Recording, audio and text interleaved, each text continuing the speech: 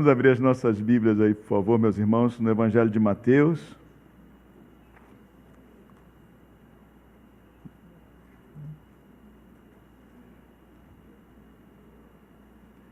Capítulo 12, versículo 22.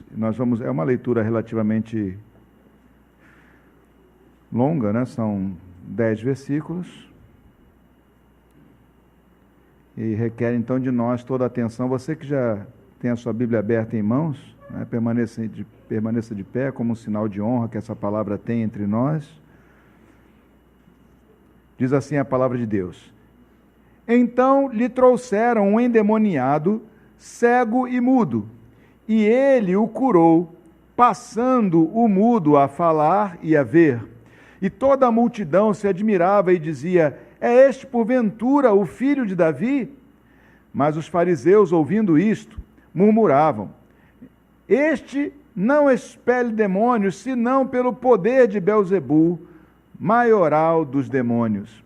Jesus, porém, conhecendo-lhes os pensamentos, disse: Todo reino dividido contra si mesmo ficará deserto, e toda cidade ou casa dividida contra si mesma não subsistirá. Se Satanás expele a Satanás, dividido está contra si mesmo. Como, pois, subsistirá o seu reino? E se eu expulso demônios por Belzebu, por quem expulsam os vossos filhos? Por isso, eles mesmos serão os vossos juízes. Se, porém, eu expulso demônios pelo Espírito de Deus, certamente é chegado o reino de Deus sobre vós. Ou como pode alguém entrar na casa do valente e roubar-lhe os bens sem primeiro amarrá-lo? E então lhe saqueará a casa.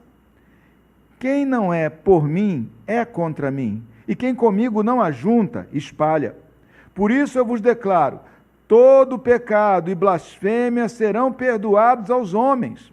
Mas a blasfêmia contra o Espírito Santo, não será perdoado.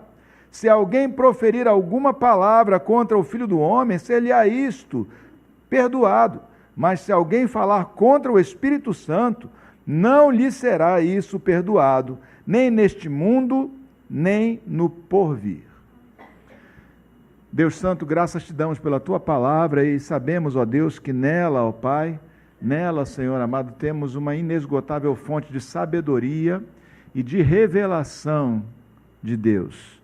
Também sabemos, ó Senhor amado, que a tua palavra é a verdade. Então, Deus Santo, que ela seja, ó Senhor, para nós, ó Deus, nessa manhã, uma semente que, repousando no nosso coração, como se ele fosse solo fértil, possa germinar, crescer e dar muito fruto em nossa vida. É o que nós te pedimos, ó Pai, em nome de Jesus. Amém. Podemos sentar, irmãos.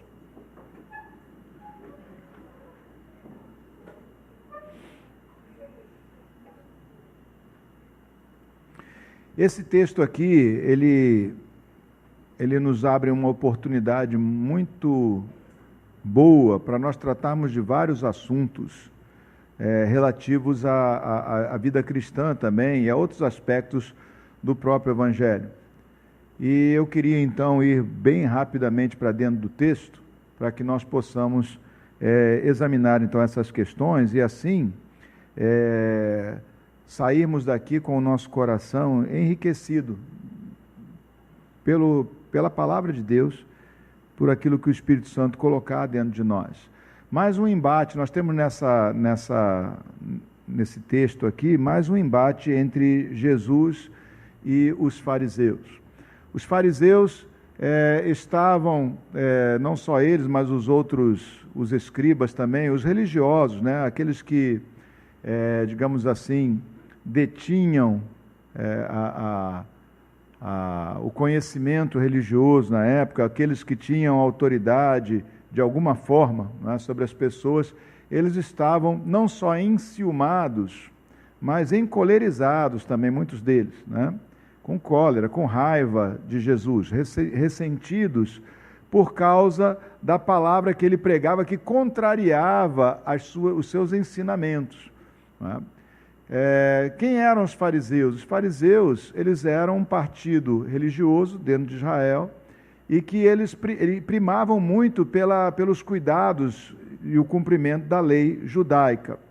Mas o farisaísmo que surgiu, vamos dizer assim, no período babilônico, né, por causa de necessidades daquele momento, quando o povo estava afastado do templo e precisavam manter a sua identidade nacional e espiritual também, ao longo daqueles últimos 400 anos, ou últimos 4 séculos, eles haviam criado uma série de leis e normas que excediam em muito a lei de Moisés, que estavam registradas no Talmud e outras obras mais dos judeus. E isso tinha acabado tornando a religião judaica uma religião opressiva, extremamente opressiva e, obviamente, que contrária, não é, à vontade de Deus. O Senhor já os havia advertido, nós lemos aqui, tem mais ou menos um mês, não é, falando, olha, se vocês conhecessem, se vocês soubessem o que significa misericórdia quero e não sacrifícios, vocês não teriam condenado inocentes.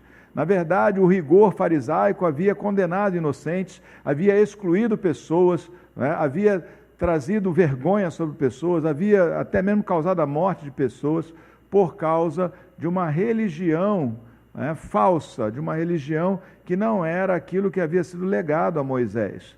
E assim então vem Jesus e ele entra em confronto direto com os fariseus, porque os fariseus eles tinham esse apego, não é? E muitas vezes censuravam Jesus. Aqui mais uma vez nós vemos Jesus aqui nesse texto, não é? Que ele estava enfim, cercado de discípulos, de outras pessoas, e lhe trouxeram um endemoniado, né? Um endemoniado que era cego e mudo, e ele curou aquele endemoniado e passando o mudo a falar e a ver.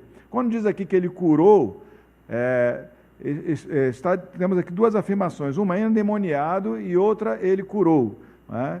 Então, provavelmente essa enfermidade, né, ela estava eventualmente atrelada também ao endemoniamento, mas as 2 coisas aqui aconteceram, ele expulsou o demônio e ele curou aquele homem, né? Ele curou aquele homem, o que era um milagre, obviamente, incontestável, porque provavelmente muitas pessoas ali conheciam aquela pessoa, sabiam dos problemas que ele tinha, e agora Jesus, né, na sua autoridade espiritual, expulsa aquele demônio e cura aquele homem. Um homem passou a falar e a ver, né? O homem era cego e era mudo, e ele passou a falar e passou a ver também. Um grande sinal.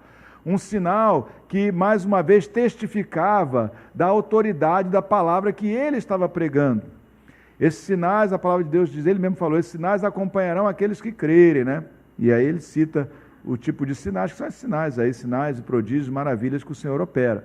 E então, o que acontece aqui, basicamente, é que eles ficam, vamos dizer assim, inflamados. Os fariseus começam, vendo aquela situação, eles, ao invés de reconhecer aquele grande sinal que foi feito na presença deles, eles estavam questionando e até mesmo disseram que aquele prodígio não era de Deus, aquele prodígio tinha sido operado por um demônio, né? Por demônios, na verdade. Essa é a implicação final da afirmação deles. Eles estão dizendo aqui que Jesus expulsava, não pelo poder de Deus, mas pelo poder do maioral dos demônios. Aí então nós temos que examinar algumas coisinhas aqui. Em primeiro lugar, existe, só uma afirmação muito simples, existe uma obra demoníaca que é operada, né, e que muitas vezes, o diabo toma controle da vida das pessoas, de certas pessoas, e essas pessoas acabam tendo manifestações demoníacas, muitas vezes. Isso acontece com quem? Será que um crente, um cristão, um crente em Jesus Cristo, sincero, fiel, pode ficar endemoniado? De modo algum. Não é possível. Tá? Não é possível, porque se alguém é crente no Senhor Jesus, anda com Ele em fidelidade, o Espírito de Deus está nele, então não pode ficar endemoniado. Não pode ficar endemoniado. Então, uma primeira coisa que é muito importante a gente saber é isso. Não é um risco que corre aquele que anda com Deus, mas é um risco para aquele que anda por um caminho diverso do caminho do Senhor. Mas outra coisa que nós temos que pontuar aqui também, Jesus expelia demônios porque Jesus estava cheio do Espírito Santo, lembra? Jesus foi batizado, assim que ele foi batizado nas águas, no Rio Jordão, por João Batista, desceu, veio sobre ele o Espírito Santo, e esse Espírito Santo, o Espírito Santo o guiou ao deserto. Jesus operou, todos os sinais e prodígios que ele operou como nós ou qualquer um de nós operaria, ou seja, pelo poder do Espírito Santo. Ele não agiu aqui, né, não inaugurou o seu ministério, não iniciou o seu ministério, enquanto ele não recebeu do alto aquilo que qualquer homem que crê no Senhor receberia ou receberá, né, que é o Espírito Santo. Amém? Então, tudo que ele fez na qualidade de homem cheio do Espírito Santo. Então, tudo que ele fez, né, a não ser morrer por nós na cruz do Calvário, né, nós podemos também. Amém? Também pelo poder do Espírito Santo nós podemos expelir demônios, curar os enfermos, ser usados por Deus nessas coisas. No poder do Espírito Santo, não na vontade humana, mas naquilo que Deus tem como propósito agir dessa forma por intermédio do seu Santo Espírito. O Espírito Santo é a terceira pessoa da Trindade divina, não é isso? Qual é a situação nesse momento da Trindade? Não é? Deus no seu alto trono, na glória, não é isso? Jesus, o Cristo, entronizado, não é? Também à direita de Deus Pai, e o Espírito Santo, o Consolador, agindo e operando diretamente na terra. Nós oramos em nome de Jesus. Todo sinal, todo prodígio, todo milagre que se opera é operado pelo Espírito Santo aqui. Agora, meus irmãos, Pai, Filho e Espírito Santo, três pessoas, um só Deus. Um só Deus. Então, quando a gente, às vezes, mistura no meio de uma oração, Jesus está aqui, Jesus não está aqui, está no céu, ok, tá bom. Tecnicamente, teologicamente, ele virá. Né? Mas, na verdade, a pessoa de Deus está no meio da sua igreja, na pessoa do seu Espírito Santo. Amém? Está especialmente manifesto no meio da igreja pelo seu Espírito Santo. Outra coisa que nós vemos aqui, Jesus então diz claramente que ele expulsa demônios pelo Espírito Santo, não é isso? Ou seja, ele está agindo como qualquer homem cheio do Espírito Santo, tá bom? Isso não nega a divindade de Cristo, mas isso mostra um mistério para nós, está explicitado nesse fato. Por um lado, né, ele é inteiramente homem, por outro lado, ele é inteiramente Deus. Não é meio a meio, mas ele é totalmente as duas coisas. É um mistério porque nós não entendemos duas coisas serem a mesma coisa. Né? Isso não é possível para nós. Dois corpos não ocupam o mesmo lugar no espaço, enfim. São conceitos relativos à natureza. Mas, no poder de Deus, isso é viável, né? E o Senhor, então, era inteiramente homem, inteiramente Deus, e tudo que fez no poder do Espírito Santo. Enquanto o Espírito Santo não desceu sobre ele, ele não agiu, não inaugurou o seu ministério entre nós. Outra coisa que nós temos aqui para ver é aquilo que o próprio Senhor Jesus fala sobre o reino de Deus. Mais uma vez ele fala sobre o reino de Deus. Ele fala sobre o reino das trevas, não é isso?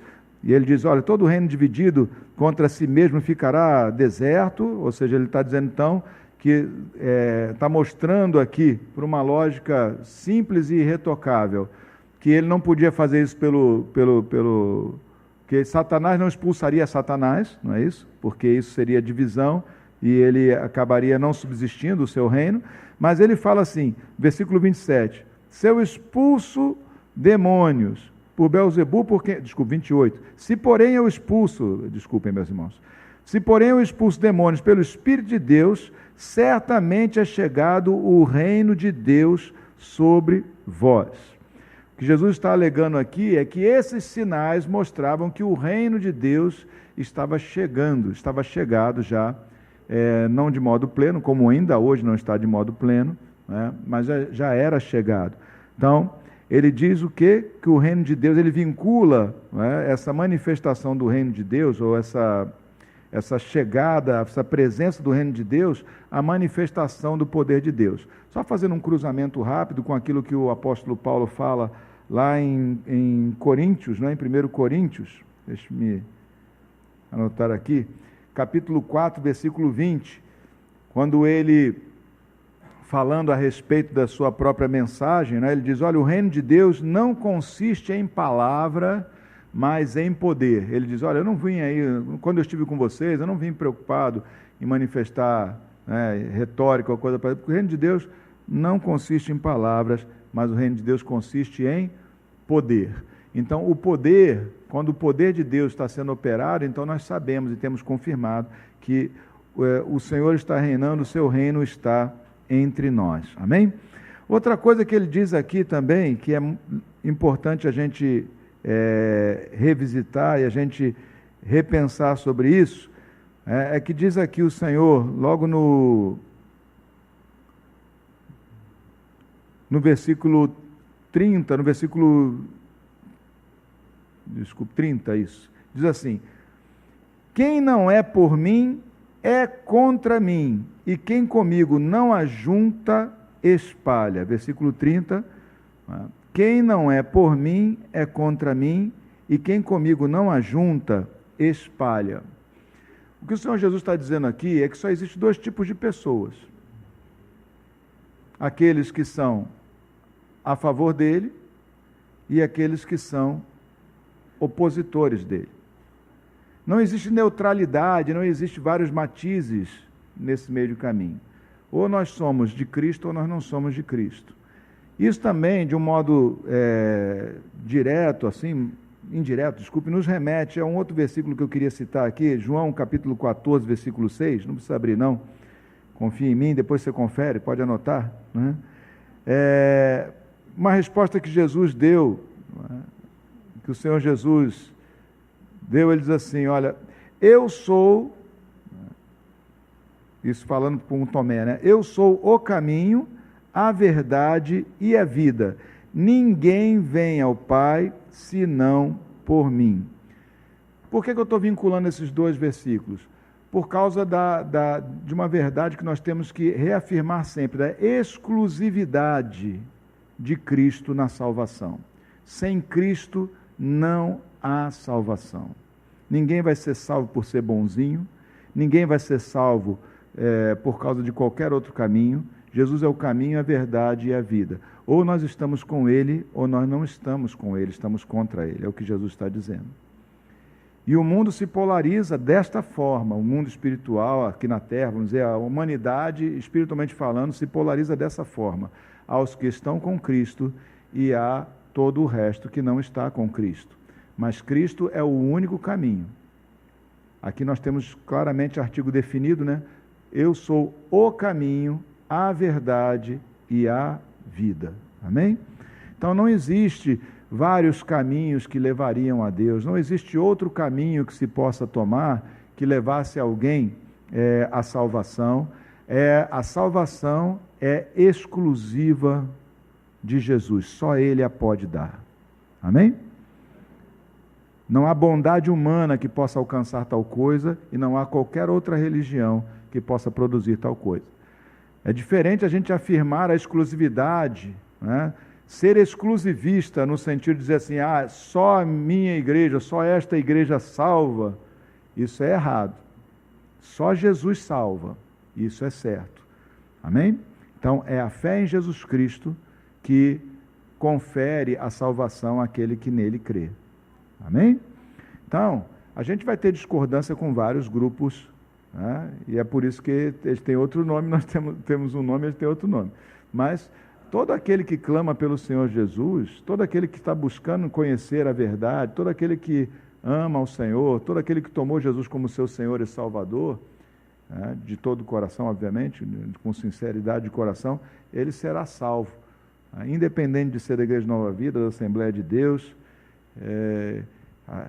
corta meu coração evangélico fazer outras confissões, mas o fato é que não há a exclusividade da salvação, a exclusividade salvífica é de Cristo, não há outro caminho, amém? Mas ele não pertence a igreja nenhuma, e nenhuma igreja pode dizer, nós é que somos o rebanho e o outro não é. Aí já é uma forma de heresia, já é uma forma de sectarismo, né? E alguns grupos praticam tais coisas, às vezes não afirmam claramente, mas embutem nas suas argumentações, não é? E isso é importante a gente deixar bem claro. A salvação pertence a Cristo, não há outro caminho para ser salvo, porém nenhuma igreja ou nenhuma denominação pode afirmar tal coisa. Só aquele que é membro dessa igreja é que é salvo, porque os outros estão num caminho herege. Na verdade, meus irmãos, até pessoas que, até mesmo grupos que a gente eventualmente pode censurar-lhes a doutrina, ali também o Senhor tem salvos.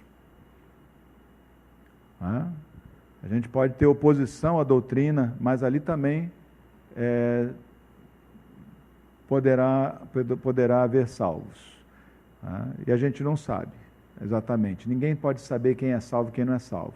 Olha para a pessoa do seu lado assim. Olha assim para ele, assim, de cima a baixo, e diz assim: sei não, hein?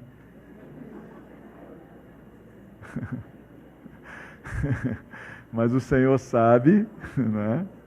E o Espírito em nós testifica. Amém? Amém?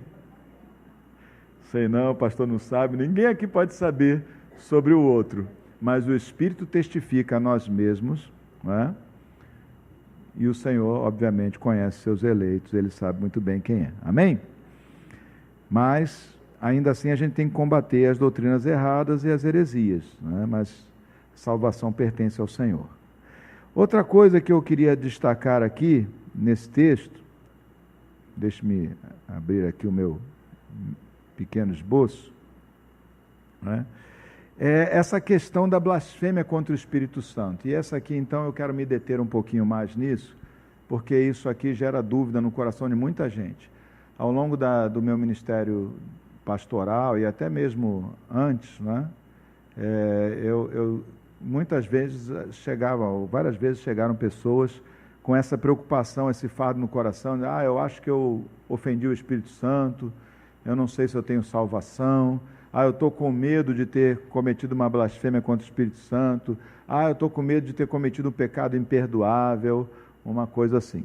Aqui o Senhor Jesus diz claramente para aqueles fariseus, para aqueles homens que estavam acusando ele de ter expulso demônios, né, pelo espírito de Belzebu, né, ou seja, por Belzebu, ele fala claramente que aquilo era uma ofensa contra o Espírito Santo. Ele diz assim, vamos lá, vamos ler esse texto aqui. Por isso vos declaro, versículo 31 em diante, né? Todo pecado e blasfêmia serão perdoados aos homens, mas a blasfêmia contra o Espírito não será perdoada. Se alguém proferir alguma palavra contra o Filho do Homem, ser-lhe-á isso perdoado, mas se alguém falar contra o Espírito Santo, não lhe será isso perdoado, nem neste mundo, nem no porvir. A interpretação errada, o entendimento errado a respeito disso que Jesus disse aqui, traz muitas vezes problemas seríssimos às pessoas, né, que ficam aí preocupadas se tem perdão ou se não tem perdão. É um pouco difícil mesmo a gente definir exatamente o que é a blasfêmia contra o Espírito Santo. Mas nota que isso aqui não está falando, esse momento aqui, a maneira como a colocação que Jesus faz aqui, é numa circunstância de muita hostilidade. E é uma circunstância de uma acusação muito grave. Porque ele acabara de operar um sinal. Ele acabara de libertar, expulsar o demônio de um homem que era cego e mudo. Esse homem passa a ver, esse homem passa a falar, eles testemunham isso, mas ainda assim atribuem isso ao diabo. Não querendo admitir que Jesus era o Messias, não querendo admitir que ele era da parte de Deus Pai, não querendo admitir essas coisas, eles ultrapassaram tudo que podiam ultrapassar de razoável, e mesmo diante de uma evidência clara, de um sinal claro, de algo que só Deus pode fazer. E Jesus afirmou, né, olha, o reino dividido nunca vai prevalecer contra ele, ou seja, ele está dizendo, isso aí não podia ter sido feito de modo algum por um demônio, né? Eles ainda assim o acusaram maldosamente.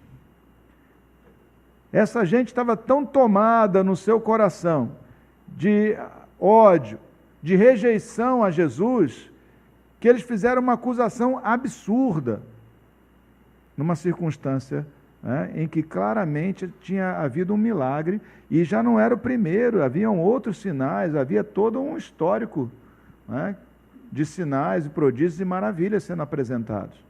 Então, Jesus está dizendo isso para esse tipo de gente. Não para o crente comum que cometeu um pecado, reincidiu no pecado, que numa hora de ira falou uma tolice. Não para uma pessoa que, julgando ter cometido um erro grave, se julga sem perdão. Ele falou para esses que estavam impermeáveis à palavra. Ou seja, eles já tinham decidido que Jesus era falso. Eles não estavam mais enxergando nenhum sinal, eles não estavam mais permeáveis a nada, eles não tinham condição mais de fazer um julgamento a respeito das coisas que estavam vendo, porque simplesmente eles estavam tomados de ódio e de rejeição a Cristo. Esse é o contexto, essas são as pessoas que estariam naquele momento suscitando, fazendo Jesus fazer essa declaração tão dura. O que não invalida o que Jesus disse. O que Jesus disse está dito, é isso aí mesmo. Blasfêmia contra o Espírito Santo não tem perdão. E aí a gente vai para o caso de Ananias e Safira. Vamos lá, Ananias e Safira, vivendo no meio da igreja, lá em Atos, não é isso? Vivendo no meio da igreja, os apóstolos operando sinais, prodígios, maravilhas, Deus estava operando milagres tremendos naqueles dias. Os irmãos decidem vender os seus bens e trazerem para os apóstolos, para que eles então distribuíssem a todos, segundo cada um tivesse necessidade. Ninguém foi obrigado a fazer isso. Isso era um ato voluntário. O Ananias e a Safira venderam um campo, venderam uma propriedade e ocultaram uma grande parte daquilo e foram lá entregar a outra parte como se tivessem vendido e trazido tudo para os apóstolos. Ponto 1. Eles estavam vendo os sinais, os prodígios de Deus. Os milagres estavam diante deles. Ponto 2. Eles não tinham obrigação nenhuma de fazer aquilo, porque mentiram. É isso? Ponto 3 aqui. Esse tipo de declaração, do jeito que eles fizeram, é uma zombaria.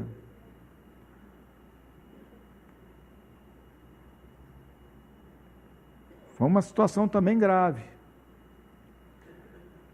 É difícil a gente definir o que é de fato isso, mas aqui Jesus deixa claro aqui, nessa primeira aqui, ele deixa claro uma das coisas, blasfemar contra o Espírito Santo, atribuir ao Espírito Santo uma obra demoníaca, ou atribuir ao demônio uma obra que é do Espírito Santo. A gente tem que ter cuidado quando a gente julga as coisas, sabe? Eu sei que os seres humanos podem fraudar, podem enganar, eu tenho uma desconfiança tremenda com o ser humano. Entendeu? Porque qualquer um que já viveu pelo menos umas 2 dezenas de anos, já viu como tem picareta nesse mundo. Já viu como tem gente capaz de fazer absurdos para tirar qualquer vantagem. É verdade. É um fato.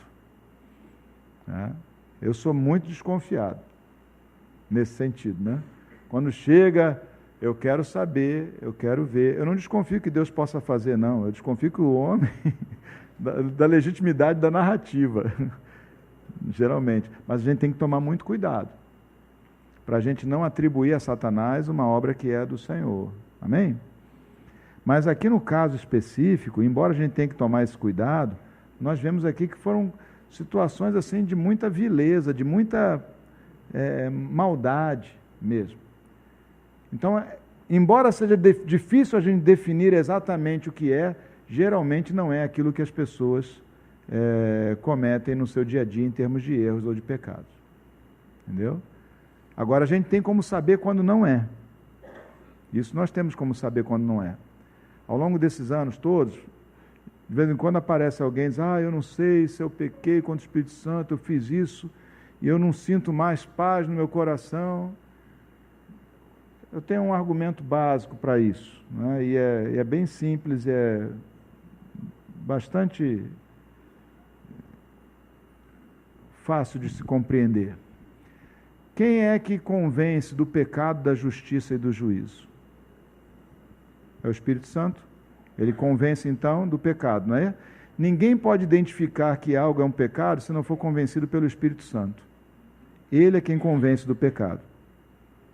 Ele é quem convence da justiça, ele é quem convence do juízo. Mas vamos ficar com a primeira afirmação. Se é ele quem convence do pecado, e eu porventura fiz qualquer coisa, ou você porventura fez qualquer coisa, né, e reconhece que aquilo foi um pecado, e agora está com medo de que aquele pecado foi demais, vamos dizer assim, para a graça de Deus, o que seria absurdo. Se você está convencido de pecado, já é uma prova de que o Espírito Santo está operando e trabalhando na sua vida. E se ele está operando o convencimento de pecado, é porque ele tem um propósito de quê? De restauração. Ele não desistiu. Ele não parou com você. Amém? Então, quando nós estamos convencidos de pecado, significa que o Espírito Santo está operando. Se ele está operando, então ele não foi embora, ele não se afastou, ele está conosco. Amém? Então, sempre que lhe passar isso na sua mente, lembra disso. Se eu estou convencido de pecado, é porque o Espírito Santo fez essa obra em mim. Se ele fez essa obra em mim, ele não desistiu de mim, ele continua operando. Amém? Mas ele também convence do juízo. Da justiça, desculpe, né? Da justiça e do juízo. Então eu tenho que tomar uma providência. Não adianta só eu dizer, tá bom, eu agora sei que pequei. Eu preciso, convencido da justiça, ou seja, daquilo que é a vontade de Deus fazer, eu preciso também tomar providência, porque o juízo virá. E eu preciso então, obviamente, me arrepender e de coração voltar a fazer aquilo que seja a vontade do Senhor. Amém? Certo?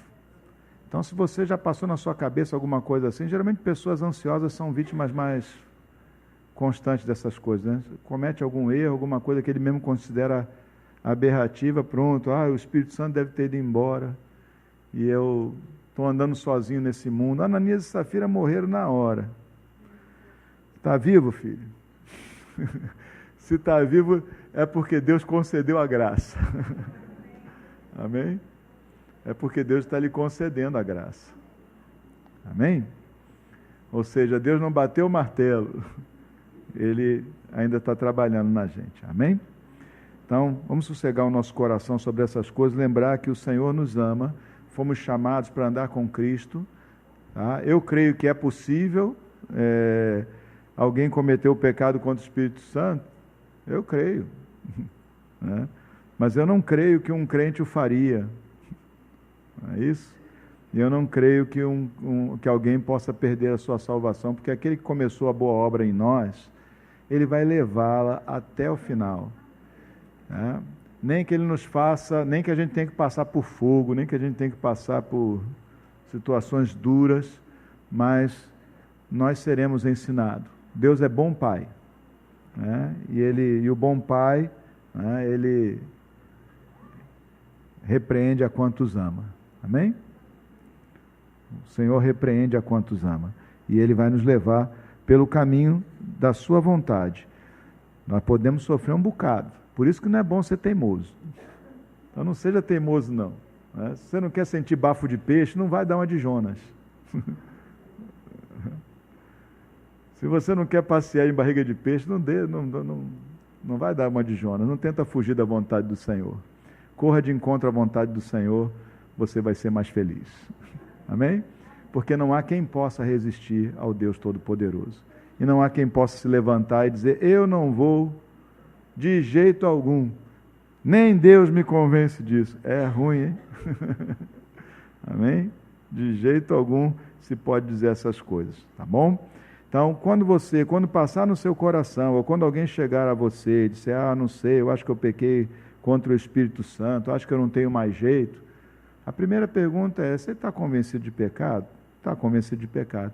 Então não é assim. Esses homens aqui, eles estavam com o coração deles endurecido. E Jesus falou sobre blasfêmia contra o Espírito Santo aqui, como tese em teoria. Nem sei se é o caso de todos esses aqui, mas ele falou dentro de um contexto em que aqueles homens estavam de coração fechado, impermeáveis. Mesmo um milagre, um sinal, um prodígio, não convencia eles. Então, não é o contexto comum do dia a dia, e se alguém está convencido de pecado, é porque o Espírito Santo continua trabalhando na sua vida. Amém? Vamos orar então ao Senhor.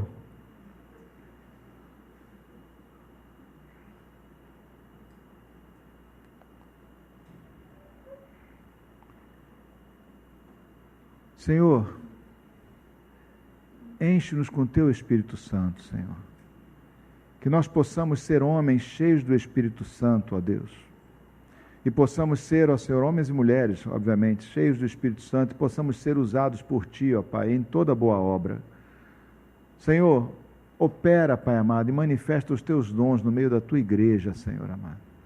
Vem e manifesta o Teu poder, ó Pai, dia a dia em nossas vidas, ó Pai. Que nós possamos compreender, ó Senhor, que o Teu reino não tem a ver com palavras meramente, não tem a ver de modo algum com doutrinas apenas, mas o Teu reino, ó Senhor, manifesta o Teu poder, ó Deus. O Teu reino, Pai, é testificado pela manifestação do Teu poder. Então, Senhor, que nós sejamos homens e mulheres interessados na Tua palavra, em conhecê-la, em buscar compreender e em pregá-la, mas que nós nos lembremos, ó Senhor, que se Tu não operares, todo o nosso trabalho é vão. Que se Tu, ó Senhor amado, não edificares, em vão trabalha o construtor. Se Tu, ó Senhor, não guardares, em vão vigia a sentinela. Não podemos, detentores dessa palavra, como detentores dessa palavra, julgar que podemos prescindir do Teu poder, da Tua operação, pois tudo, ó Senhor amado, que Tu fazes, ó Deus, na nossa vida, é, na verdade, uma intervenção sobrenatural. E ninguém pode chegar a Cristo se não nascer de novo. E nascer de novo não é próprio dos homens, não é da natureza nossa, mas é algo que nos é imputado por Ti. Então, Senhor, que nós amemos a Tua palavra e a conheçamos, mas que nós busquemos, ó Pai, o Teu poder e nele vivamos, ó Senhor. Guarda os nossos lábios, ó Senhor amado. Guarda o nosso entendimento, ó Senhor. Guarda a nossa mente em Cristo Jesus. Que as nossas emoções, ó Senhor amado, estejam protegidas, ó Pai, contra toda mentira de Satanás, contra toda acusação do diabo, que não há esperança, que não tem jeito, que não há mudança, que não há o que se possa fazer. Deus Santo, em nome de Jesus,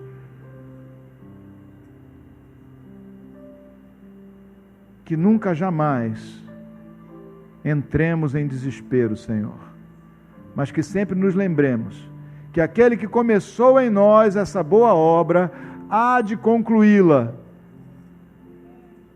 porque Tu tens poder para fazê-lo, porque tens em Ti amor como nós jamais compreenderíamos, e já que nos amas, então, ó Senhor, certamente nos conduzirás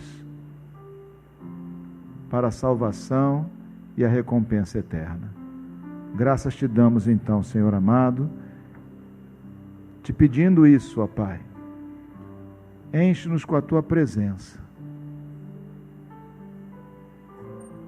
Manifesta-te em nossas vidas e livra-nos do mal, em nome de Jesus. Amém e glória a Deus.